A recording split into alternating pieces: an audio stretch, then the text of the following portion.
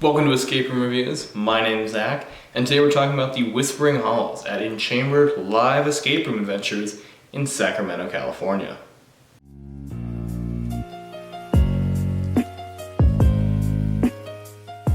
Your group of paranormal investigators have been summoned to this dark, creepy mansion with a dark past.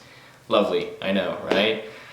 You arrive at 11 p.m. and you head on in. You head straight up to a 2-story library, and as the door slams behind you, you know you must get out before that clock strikes midnight. Whispering Halls is a 60-minute room. Enchambered recommends 5 to 10 players. I'd say 10 is definitely too much. More like 4 to 6, 4 to 7-ish. Now, Enchambered doesn't review it as hard, easy, difficult, anything like that. I would say medium to hard personally, probably leaning closer toward the hard side, mostly based off vagueness of things. The game is definitely spooky or scary, as you could probably tell by the intro.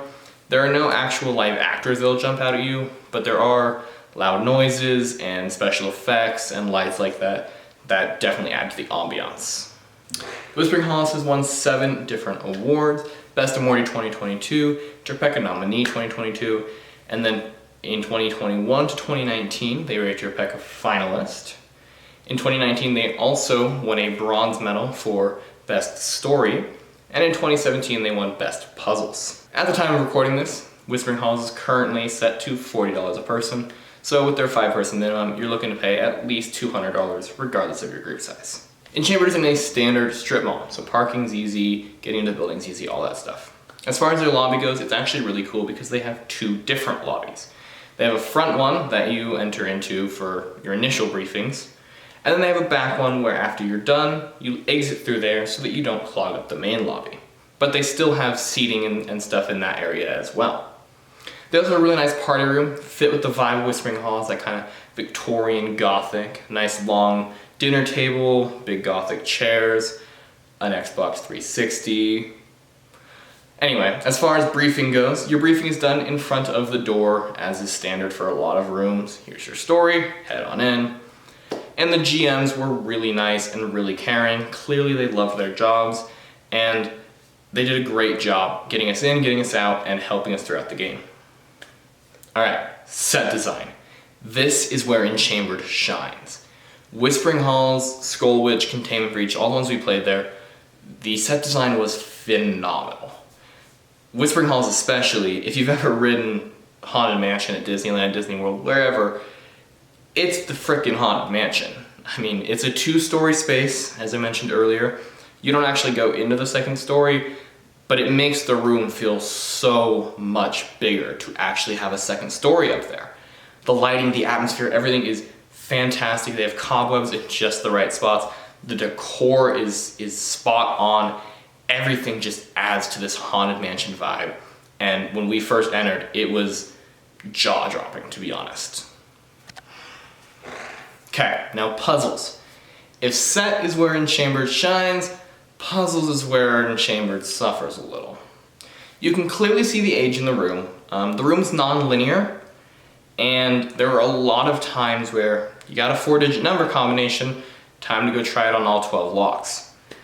For example, Most Criminal was literally in the middle of one of the rooms was a table with 4 different chests around the outside, and each chest had a 4-digit number combination. Not a 5, not a 4-letter, they were all the same lock, just with different combinations.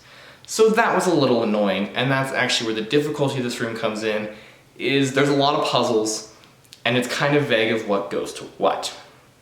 There were 4 of us that played. It was me and 3 of my coworkers, and they're not quite as enthusiast as I am, so we struggle with a lot of things.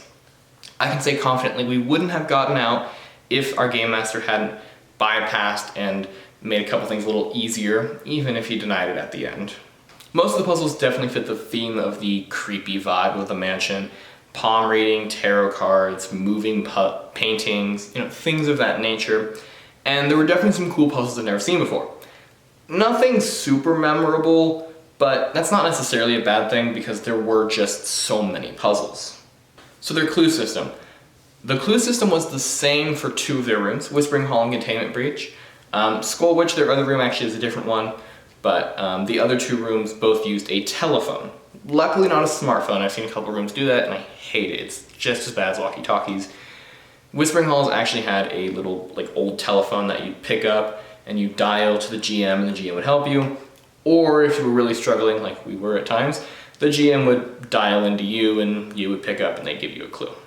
I think it worked, it fit with the theme, it was fine, and it had a good job of being like, okay, we're ready for our clue, here's where we go. All right, my closing thoughts. Look, if you love horror or spooky atmosphere, or if you just really like the Haunted Mansion at Disneyland, go play Whispering Halls. You will not be disappointed. The atmosphere is jaw-dropping, and I mean, it's worth the $40 just to see the inside of the room, because it is some of the best set design I've ever seen. Now, if you're not a huge horror fan, and you're not super close to Sac, and you don't like rooms that are kind of vague and just have a lot of puzzles and locks, it's not worth your time and money, but it kind of teeters that line. As far as recommended age, I would say 9 or 10. The room is scary. There aren't any live actors, no one's gonna jump out at you, but there's definitely loud noises and stuff, and if your kid is scared, they're not gonna have fun and you're not gonna have fun. So make sure your kid's up to it before you bring them in. As far as recommended group size, I kind of mentioned this earlier. We had 4 of us, we struggled. The other 5 from my company did just fine with the 5 of them. I think they had like 5 minutes left. So it kind of depends on your group size. I'd say 4 to 6, even though Enchambered has a minimum of 5. But I tend to prefer the shorter group size side as opposed to bringing a bunch of people into a room. So judge your group size accordingly. How well do they know escape rooms? And you can gauge off of that. Thank you guys so much for watching. Have you played the Whispering Halls? Let us know down in the comments below. And are there any other games you'd like us to review? Let us know down there too. For Escape Room Reviews, I'm Zach. We'll catch you in the next one.